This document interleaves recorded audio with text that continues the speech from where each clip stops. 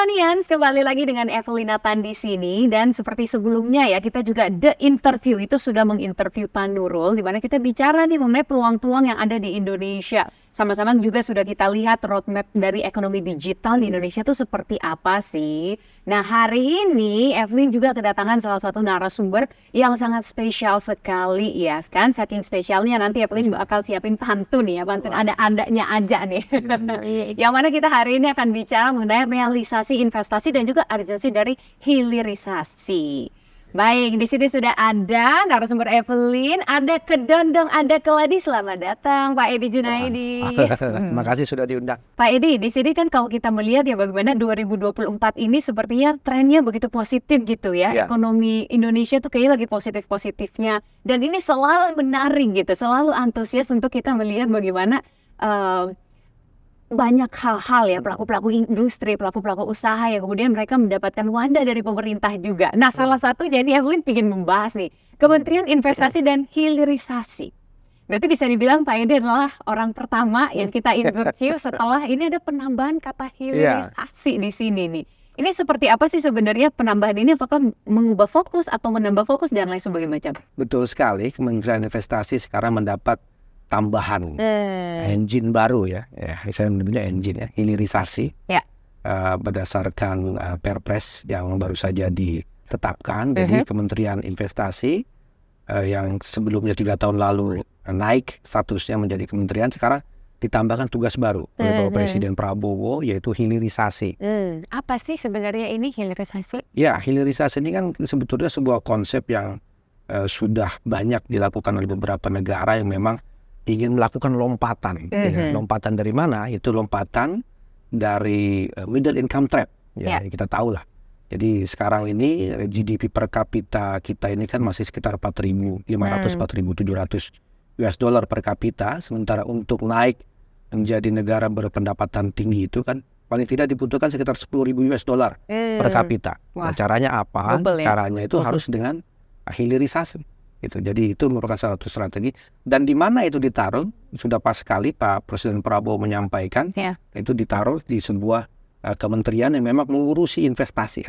Dan Vipanians, kalau kita melihat nih bagaimana journey dari seorang Pak Edi gitu ya, kayaknya memang selalu ke investasi, kembali lagi ke investasi, kayak udah jadi panggilan hidup nih kayaknya ya. Itu bisa diceritakan sedikit gitu ya, apakah memang se-passionate itu dalam dunia investasi? Iya. Jadi kalau boleh review sedikit, 2015 itu pertama kali saya diberikan amanah oleh Pak Basuki Cahayapurnama atau yang populer Pak Ahok gitu ya.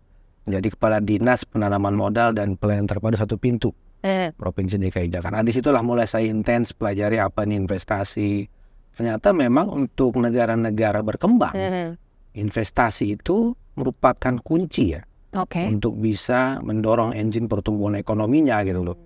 Nah, nanti saya ingin cerita sedikit pengalaman saya beberapa kali di daerah kemarin seperti menjadi penjabat bupati misalnya. Kelihatan sekali daerah-daerah yang memang tidak membuka diri terhadap investasi itu kesulitan dia untuk membiayai APBD-nya dan seterusnya. Jadi kalau dianalogikan misalnya kabupaten itu sebagai sebuah negara, tentunya negara-negara seperti Indonesia ini dan negara-negara berkembang lain itu memang memerlukan investasi sebagai engine untuk mendorong pertumbuhan ekonomi. Itu tesis saya lah mungkin pendapat saya begitu. Betul. Dan apalagi memang kalau melihat Indonesia itu kan sangat kaya ya dengan sumber daya alam. Jadi hilirisasi ini benar-benar seperti sebuah jawaban yang ditunggu-tunggu selama ini. Bagaimana pemanfaatan dari hasil-hasil mentahan ini benar-benar bisa menghasilkan sesuatu yang bernilai jauh lebih tinggi gitu ya. Persis. Dari dulu yang namanya Indonesia ketika namanya Nusantara memang sudah terkenal dengan komoditas alamnya. Makanya dulu ada jalur rempah dan seterusnya. Dan sampai sekarang masih.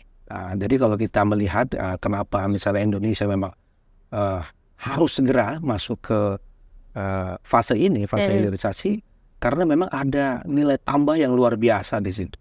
Ada nilai tambah yang luar biasa di situ. Saya ambil contoh misalnya satu komoditas saja, nikel, ya kan? Yang kita tahu mulai ada pelarangan nikel itu di 2020. Kemudian larangan ekspor nikel maksud saya. Itu kan nilai ekspor nikel itu waktu itu hanya sekitar 3 billion dollar ya, kalau nggak salah. 3 billion dollar, 300 juta dolar. Kemudian setelah ada pelarangan nikel itu meningkat hampir 1000% atau 10 kali lipat, gitu. Menjadi 33 miliar dolar. Signifikan ya. Iya, jadi dari 3 miliar dolar menjadi 33 miliar dolar. Angka ini menunjukkan itu baru satu komoditas. Baru satu komoditas. Hanya kemarin saya boleh lanjut, misalnya kita sudah menyusun roadmap hilirisasi. Ya, yang lebih spesifik ya. Roadmap hilirisasi adalah sebuah peta jalan yang menggambarkan bahwa apa yang harus dikembangkan. Kalau kita lihat sejarahnya atau ceritanya, 2020 itu dilakukan pelarangan ekspor nikel mentah. Nah, kita bisa lihat 4 tahun kemudian angka ekspor nikel yang tadinya hanya 3 billion dollar itu bisa lompat menjadi 33 billion dollar, artinya hampir 11 kali lipat. 1100%.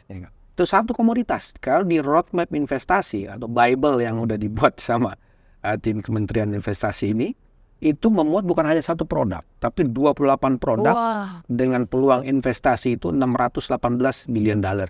Atau hampir sekitar kalau dikalkulasi ya 9.000 triliun ya, kurang lebih. Jadi hubungannya apa sih relevansinya? Kalau saya mau langsung tarik ke target investasi 5 tahun ke depan, itu untuk sampai ke pertumbuhan ekonomi 8% itu sekitar 13.500 triliun. Nah, artinya kalau 9.000 triliun ini dari hilirisasi bisa di-achieve dalam 5 tahun ke depan, maka sudah lebih dari 70% kan gitu. Dari sektor hilirisasi. Makanya kenapa tadi saya bilang di awal, sudah tepat ini Presiden Prabowo meletakkan hilirisasi ini di Kementerian Investasi. Jadi nanti investasi yang masuk itu bisa langsung mendongkrak realisasi kita. Gitu. Nah ini selalu menarik nih hilirisasi ini ya. Tadi juga sudah disebutkan salah satu contohnya nikel. Nah ada lagi nggak sektor-sektor utama lainnya yang menjadi fokus banget nih dari investasi dan juga hilirisasi di Indonesia ini? Ya, banyak sekali. Jadi kalau misalnya dibagi sektor mineral, kemudian sektor pertanian, ya kan, kemudian sektor kehutanan. Yang lebih penting lagi kelautan. Itu Mbak Evelyn bayangkan ya. Luas lautan kita ini kan sekitar 3,5 kali ya, 3,5 kali luas daratan ya. Nah sementara potensi kelautannya kan belum digali secara optimal gitu. Dari sisi ikan sajalah misalnya, tuna, cakalang, itu ada semua di dalam roadmap itu. Sekarang ini kita posisinya berapa, dengan hilirisasi nanti bisa diharapkan bisa naik menjadi berapa kan gitu. Ada. Roadmap itu lengkap sekali kita buat itu. Betul sekali Pak. Saya sebagai orang dari Maluku gitu yang memang notabene pekerjaan utamanya di sana memang perikanan gitu. Nah seringkali memang mirisnya adalah begitu itu dibawa ke kota, kemudian diekspor, yang untung berarti kan pihak yang di sana dong. Ketika misalnya let's say seperti sushi-sushian dan lain sebagainya macam, begitu masuk lagi harganya sudah mahal sekali gitu. Bisa dibayangkan kan, misalnya kita makan di restoran Jepang itu untuk salmon itu harganya berapa, padahal itu beberapa yang aslinya dari hasil laut kita. Dibawa ke sana, hilirisasikan gitu balik lagi ke sini, nilai tambahnya udah berapa ribu persen gitu ya. Padahal kalau bisa kita olah dalam negeri itu bisa langsung mencapai margin yang sangat besar sekali keuntungannya.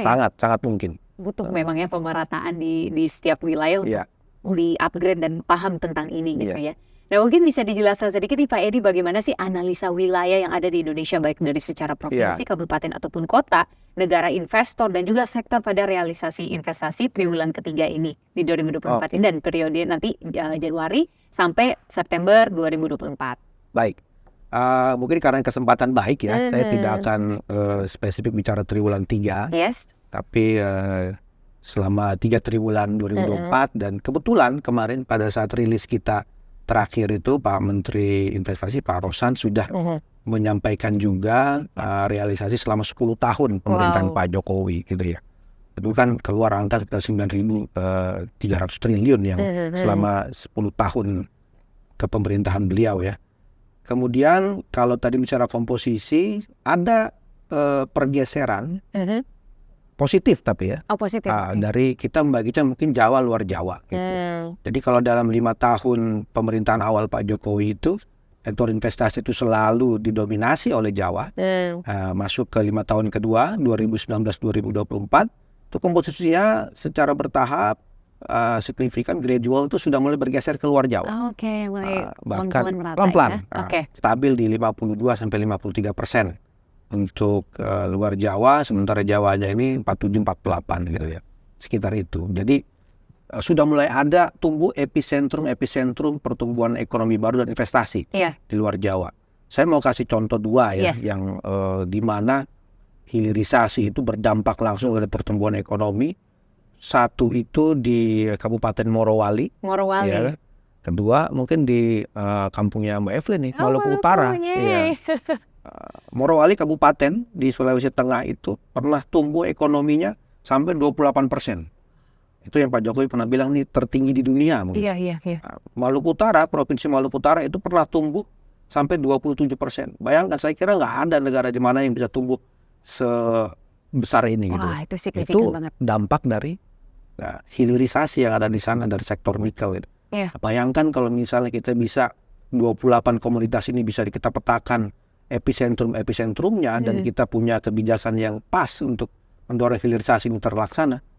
Banyak tumbuh nanti Maluku Utara dan Morowali baru di Indonesia. Betul. Itu. Wah, amin sih. Membayangkannya saja sudah memberikan angin segar banget. Ini potensial banget gitu ya. Tapi kalau kita lihat dari semua itu ya, tadi ada disampaikan 28 lah paling tidak ya yang sedang digarap gitu. Apa sih yang paling naik daun sekarang? Ya tentu masih sektor mineral ya. Sektor mineral ya. itu setelah kemarin ada larangan nikel, kan diikuti dengan bauksit, tembaga itu juga udah mulai.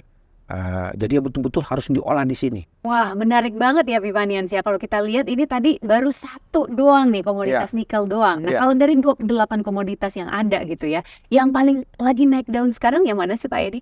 Ya, kalau naik daun jelas sekarang ini memang karena tren kebutuhan energi hijau, ya kan, kendaraan listrik, ya otomatis momentum itu kan sangat membutuhkan nikel sebagai bahan baku untuk sel baterai ya. Tentu itu yang masih menjadi nomor 1 ya. Nomor 1 lah di Indonesia, bahkan di dunia kita sekarang nomor 1. Dan ekosistem kendaraan baterai kendaraan listrik kita itu udah paling nomor 1 di dunia. Kita udah lengkap mulai dari nikelnya, ya kan, pengolahannya sampai pabrik untuk pembuatan baterainya kan sudah ada di kita, dari Indonesia. Jadi saya yakin nilai tambah tadi yang $33 billion itu kan angka 2023 ya. Mungkin 2024 ini kalau diukur jauh lebih tinggi dari itu. Iya. Mungkin kita bisa kategorikan top 3 kali ya. Selain nikel ada apa lagi nih sektor-sektor yang kayaknya seksi banget deh untuk terus dikembangkan. Pasti kalau dari sisi perkebunan sawit otomatis ya kan, kita sudah berjalan sekarang bukan hanya sampai ke minyak CPO, tapi juga udah sampai ke biofuel ya kan, didorongnya sampai ke sana.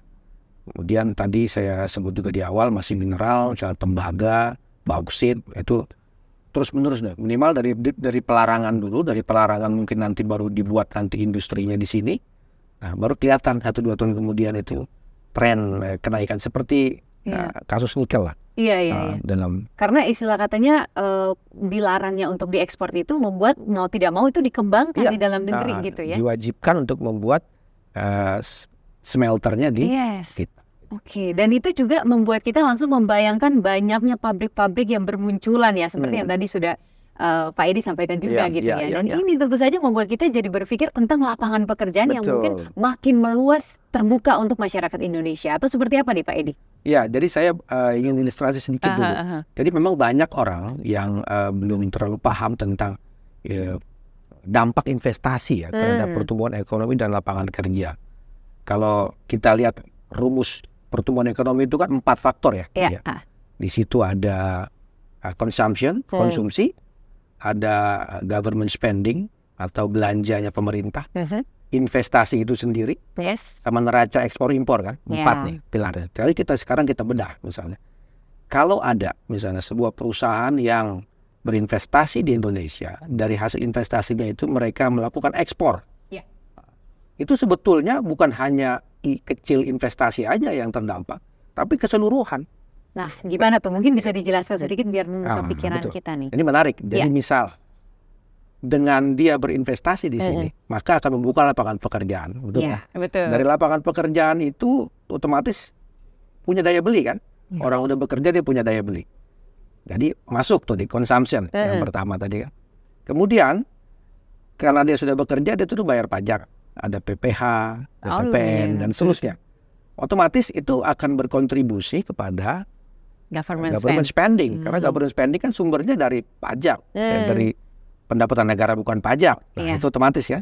Nah, kalau investasi kita nggak usah bahas. Dan kalau dia melakukan ekspor, otomatis kan tadi neraca dagangnya positif, berkontribusi terhadap pertumbuhan ekonomi secara langsung. Makanya kalau saya punya pendapat yang sedikit berbeda, mungkin kontribusinya bukan hanya 15%, tapi lebih dari itu. Mungkin perlu diukur khusus ya, bisa 60-70%. Wow. Oke, 60-70% Iya, tuh ya.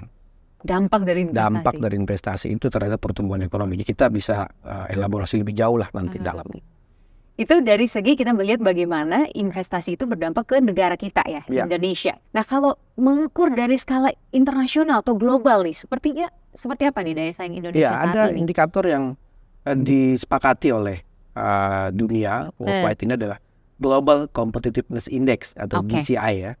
Nah, di tahun 2024 ini GCI kita itu naik menjadi peringkat 27. Dari sekitar 60 negara yang diukur ya. Di Asia Tenggara kita nomor 3. Kita hanya ada di bawahnya Singapura dan di bawah Thailand ya. Nah, itu skor kita juga cukup baik, 71 ya skornya itu 71. Dan jadi dari sini sebetulnya kelihatan bahwa memang ada tren perubahan menuju ke arah yang lebih baik ini Indonesia ini. Investasi salah satu yang mendorong itu. Terus kalau kita ingin kembali misalnya berapa sih dampak langsung dari investasi terhadap penciptaan lapangan kerja? Mari kita lihat data 10 tahun terakhir ke belakang misalnya itu menciptakan rata-rata 1,3 juta lapangan pekerjaan, atau total selama 10 tahun periode Pak Jokowi itu 13 juta lapangan pekerjaan, atau 1,3 per tahun. Bahkan di tahun ini masih masuk triwulan ketiga, itu kita sudah mencatat ada 1,8 juta lapangan pekerjaan baru yang berhasil dibuka oleh investasi. Artinya kalau rata-rata saja berarti kan 2,4 juta tahun ini. Mudah-mudahan kita bisa capai. Bayangkan itu. Betul, apalagi dengan bonus demografi yang akan segera kita hadapi ya, Indonesia. Tapi kalau melihat fertility rate kita atau angka kelahiran kita yang tinggi, sekitar 45 juta setahun ya, ini tentu kita harus double ini. Harus double. Jadi kalau bukan hanya dari sisi kuantitas dan kualitas. Jadi kalau kita bagi misalnya tadi realisasi investasi di lapangan kerja kan sekitar 800 juta investasi, satu lapangan pekerjaan gitu. Nanti mungkin kita bisa buat itu mendekati 500 juta satu lapangan kerja dan jumlahnya harus ditambah. Betul. Nah, ini menarik tadi Pak Edi sempat sampaikan bahwa tidak secara kuantitas saja tapi kualitas. Nah, ini membuat kita jadi berpikir nih dengan kemunculannya banyak fasilitas dari pemerintah ya kan, pastinya masyarakat juga perlu diedukasi dong supaya kualitasnya juga naik dan bisa menggunakan fasilitas yang ada. Seperti apa nih Pak Edi melihatnya? Ya, sebelum masuk ke kebijakan tadi ada fasilitas, ada tax holiday, tax allowance, ya kan, master lease yang diberikan kepada perusahaan-perusahaan yang memang pionir di bidangnya. Itu rata-rata memang adalah di perusahaan-perusahaan pengolahan ya.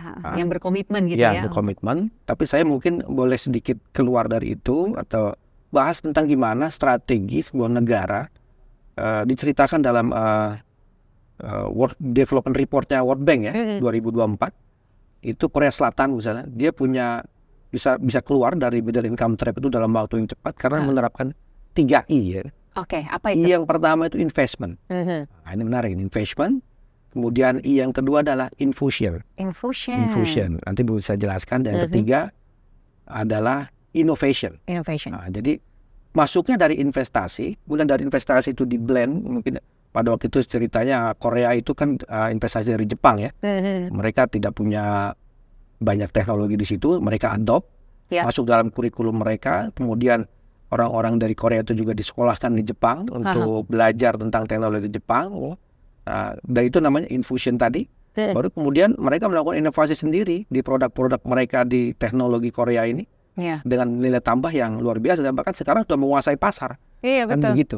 Jadi lihat dari itu ada yang tidak bisa dikalkulasi secara matematis, tapi sebetulnya dampaknya memang jangka panjang, baru akan dilihat 10-20 tahun ke depan lah. Tapi tetap pintu masuknya itu adalah melalui investasi. Investasi tetap nomor 1 ya. Betul, menurut saya itu. Dan ini adalah kunci ya sebenarnya Vivanians. Kalau kita lihat tadi itu memang bagaimana penjelasannya Kata tadi. kuncinya adalah kunci. Iya, kata kuncinya adalah kunci. Dan siapa tahu kita juga bisa belajar gitu ya. Iya, Seperti tim sepak bola kita ya, yang sedang juga belajar nih sepertinya dengan prinsip-prinsip dari Itu investasi. itu investasi nih ya, Sintayong ya. Investasi, nanti ada infusi, di blend antara yang mungkin naturalisasi dengan kita. Nah, nanti keluarnya inovasi. Terima kasih Pak Edi, Ya, luar mudah-mudahan biasa ada sekali manfaat. insight yang kita dapat hari ini.